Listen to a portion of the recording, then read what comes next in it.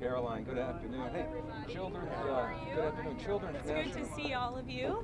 And yesterday, as you all know, we celebrated 6 months of the Trump administration. It's been a pleasure to work with all of you day in and day out here at the White House. 6 months, the most transparent administration in history, if I may add. And I know the president just wanted me to highlight his accomplishments over the past 6 months.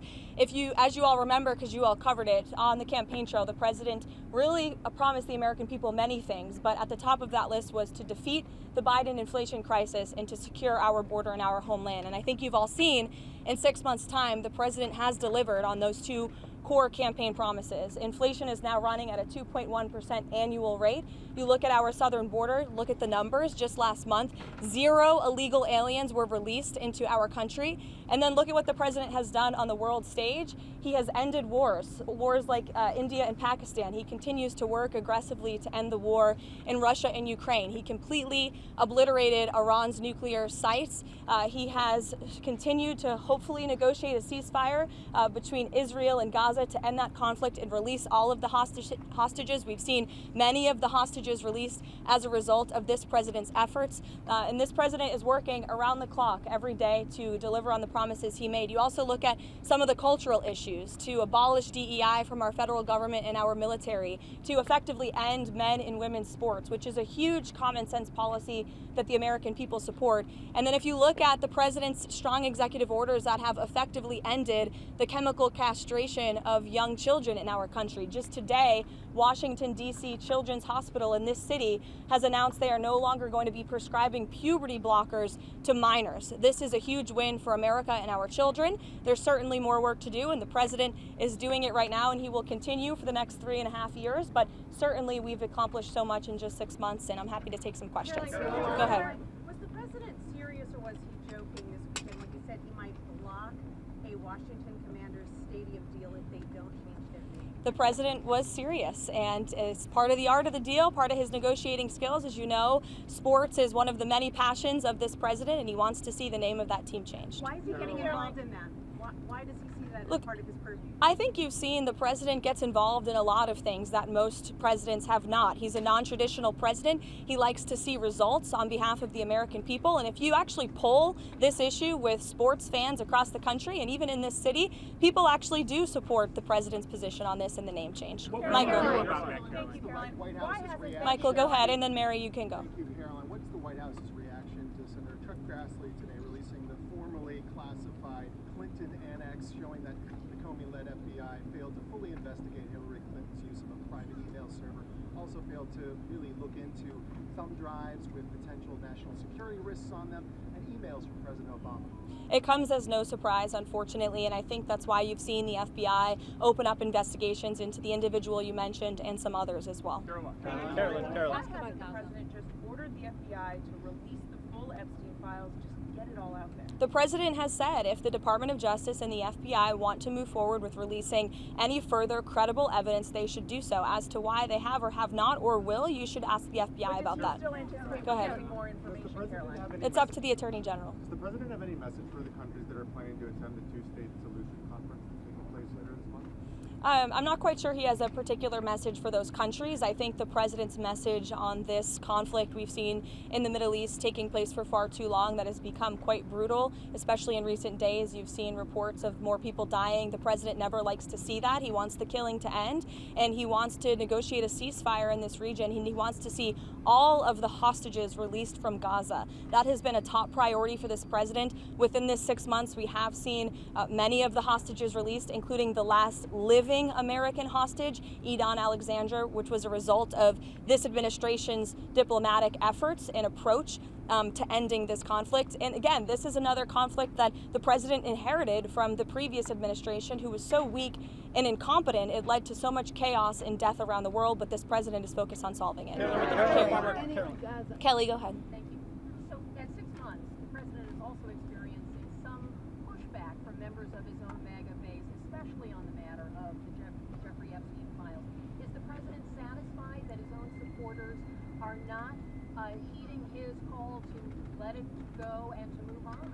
I know the president would reject that, Kelly. In fact, he cited over the weekend some polls showing that his approval rating with the Republican Party is actually at an all-time high.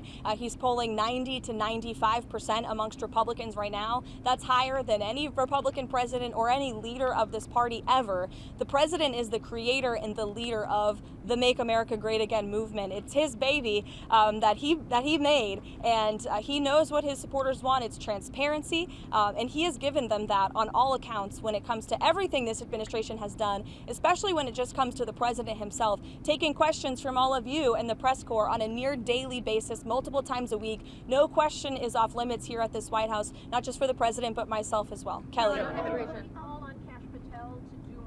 Again, as I just answered, the president has told the Attorney General and the FBI director to release any credible evidence that they find, and he also signaled to them over the weekend to move forward with unsealing the grand jury documents that were under seal by various judges across the country, and I believe the Attorney General has taken the proper legal action to do that.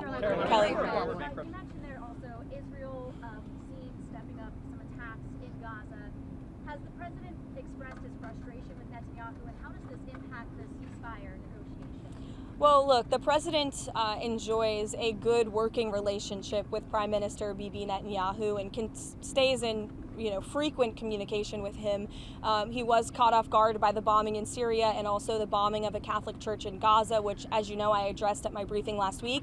And in both accounts, the president quickly called the prime minister to rectify those situations. And we saw Secretary Rubio intervene when it came to Syria. We saw a de-escalation there. And as for the bombing of the Catholic church in Gaza, the prime minister did put out a statement saying this was an accident and they deeply regretted that action on behalf of the state of Israel, following his conversation with the president. Jordan. Has the White House taken a position on Maria Salazar's work visa bill, and ideally, what does the president want to see with a work program for aliens? Again, I know you asked me about that last week, and I regret to inform you my answer remains the same. I don't think that's the focus of the White House right now in terms of legislative priorities, but certainly I promise you we'll get a readout on the bill. But as I reiterated to you before, the president does not support amnesty for illegal alien criminals, and I think the tragic circumstance that took place in New York City this past weekend underscores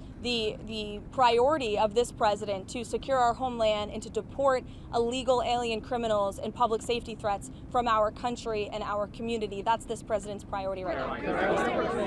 That in the last several months, Americans have become more hesitant about President Trump's different ways that he's been conducting immigration. They think that it's going too far. Is the White House going to limit any ways that it is enforcing immigration across the country? I think the Trump administration is going to continue to focus on removing public safety threats and illegal alien criminals from sanctuary cities. The president himself has said that's the priority for him in this administration, which the vast majority of Americans do still support, removing illegal, heinous criminals from their communities. And ultimately, the best poll that was ever taken was on November 5th, when nearly 80 million Americans voted to re-elect this president, largely because of his immigration policies, and we've seen they've been a resounding success. Again, 0 illegal aliens were released into the country last month. That's a good thing for all of us standing here and for Americans across the country. And Karoline, there are reports that President Trump or that FBI agents going through the Epstein files were told to flag President Trump's name if it came up. Is that something the president was aware of, or something that he directed those agents or the Department of Justice to do? I don't believe that's something the White House was aware of. You'd have to ask the FBI. Karoline, is President Trump satisfied with how aid's being distributed in Gaza right now? Look, the president is the reason that aid is even being distributed in Gaza at all. He wants to see this done in a peaceful manner where more lives are not being lost.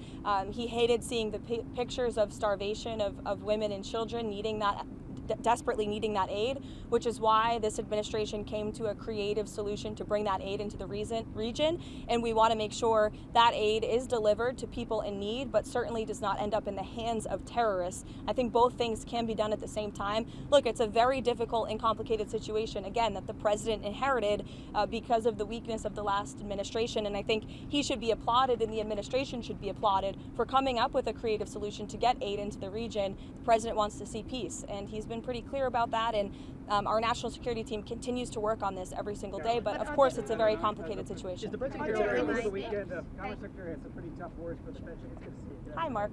You're sneaking in back there. I know. I wish I was taller. The Commerce Secretary over the weekend had some pretty tough words for the Federal Reserve Chairman. The White House has kind of sent some mixed messages whether or not his job is safe or not. Will Powell be allowed to finish his term as Federal Reserve Chairman or not? Look, Mark, the president talked about this and answered these questions for you pretty extensively in the Oval Office. He has no plans to fire the Fed chair, but he has been very transparent in expressing his displeasure with Jerome Powell's management of the Fed and also his policies. And the president is right, by the way. He's been saying this for a while, but finally, economists and experts are agreeing with him that Jerome Powell should cut interest rates. If you look at our country, by every economic metric right now, it is booming. Look at the trillions of dollars the president has brought in foreign investments. Look at inflation, like I said, continues to go down. He's basically defeated it in just 6 months. If you look at the massive deregulatory campaign this administration has lost, look at the cost of goods. The cost of oil is down 20%. We've added 700,000 jobs to the economy in just 6 months. The manufacturing sector is ticking up again. By all accounts, this is a good economy. In fact, the Wall Street Journal, wherever you are, did in fact give credit for that today. They said that the economy has its swagger back, which is one way to put it. But I think that it's true. And I think that the Fed chair needs to lower interest rates. The president is right about that. And finally, people are catching up to the president on that. Brian, go ahead. Yes. Has the president shared any additional thoughts on privatizing the TSA? Privatizing the TSA. I haven't heard him talk about that, but perhaps it would be a good idea. I think we can all agree there's a little bit of bureaucracy when you move through an airport, but I'll get with the president, or perhaps you can ask him yourself next time, Brian. Karoline, go ahead. Karoline. The Congressional Budget Office released updated estimates today about the Big Beautiful Bill now that it's law. They estimate that the deficit will grow by $3.4 trillion by 2034, and that 10 million people will lose health coverage by 2034. I know you guys are critical of the CBO.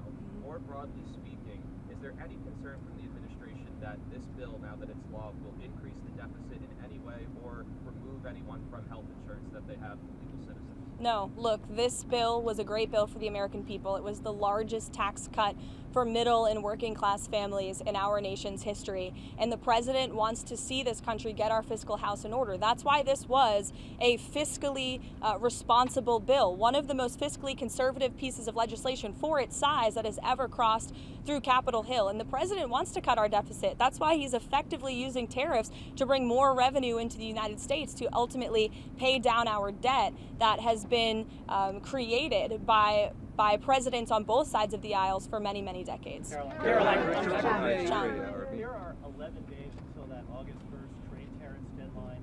What can we expect between now and August 1st in terms of potential announcements of trade deals with any countries?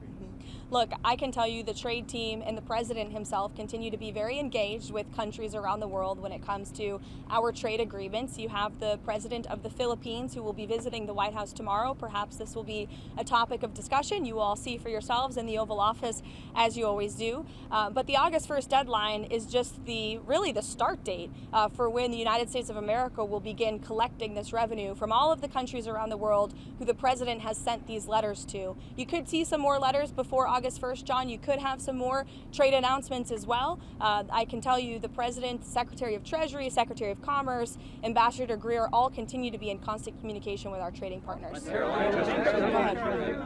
Yes, sure. Yeah, thank you. How did you see the tariff negotiations with South Korea being fundamentally different with those with Japan? I can check in on the status of the South Korean trade talks for you. Special envoy visiting Lebanon regarding disarming Hezbollah. Does President Trump still believe diplomacy? Who is visiting? Tom Barak. Okay. Thank you. Special envoy Tom Barak is visiting Lebanon regarding disarming Hezbollah. Does President Trump still believe diplomacy can work with Lebanon while Hezbollah keeps its weapons? Look, I think the president wants to see diplomacy work with Lebanon and all of the partners in the Middle East. You know, the president has been very clear when it comes to his priorities for Iran. He obliterated their nuclear capability, and I understand that the administration continues to be open to talks with Iran if we deem them necessary. As for Tom Barrack's trip, I know the president supports him and he's doing a great job in Syria. Caroline, according to the House Judiciary Committee, the Biden administration sent nearly $1 billion in taxpayer funds to the left organization in Israel to oppose Israeli Prime Minister Benjamin Netanyahu. What is the White House reaction? Well, it's not a surprise to me that the previous administration sent billions of dollars overseas for useless priorities that don't advance America's interests. We've seen a lot of that, which is why this administration has been very focused on clawing a lot of that money back and making sure the American government is spending American tax dollars on America's priorities. Thank you, guys. I'll see you later. Caroline, bankruptcies.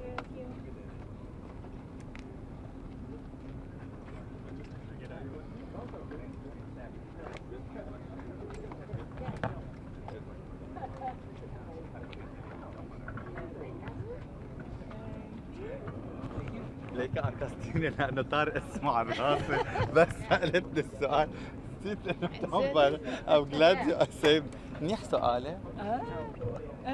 This is yours. Okay, thank so you. much.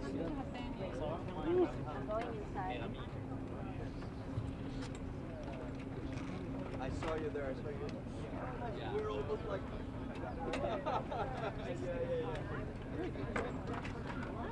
She saw you.